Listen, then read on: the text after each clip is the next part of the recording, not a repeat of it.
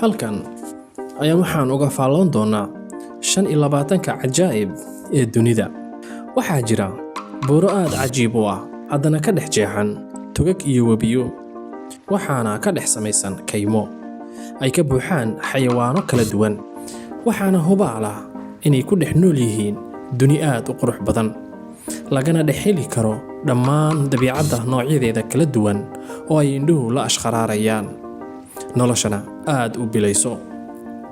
haddana waxay indhahaagu qabanayaan soona jiidanaya qalbigaaga dhul aad u qurux badan oo dabiici ah, aadna cajaa'ib u ah iyo ashqaraarna leh, kaasi oo ku yaala laga soo bilaabo Arizona ilaa laga gaaro Antarctica. waxaadna u baahan tahay haddiiba aad socdaalaysid inaad ku darsatid liiskaaga meelaha aad booqanayso.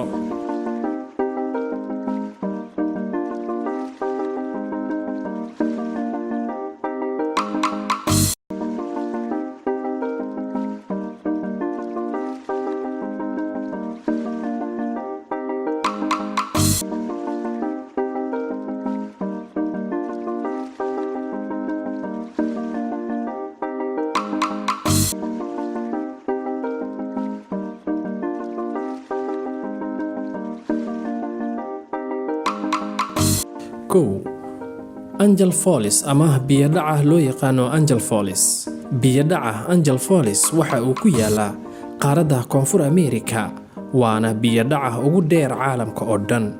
Waxauna ku yaalaa dalka Venezuela, waana goob aad u qurux badan, cajaa'ibiyadana ka mid ah.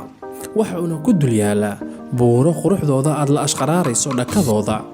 Biyadhacan dhererkiisa ayaa waxa uu gaarayaa 807 mitir. biyadhacaasi marnaba ma kala go'o, hoostiisa waxaa ah kaymo, biyihiisana aad ayuu u badan yahay, waxuuna isku beddelaa ceeryaamo ka hor inta uusan soo gaarin dhulka.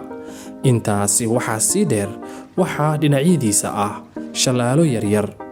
dhererkiisa guud ayaa waxa uu gaarayaa 979 mitir marka loo eego goobta uu ku yaalo oo aad u fog oo ah Canaima National Park.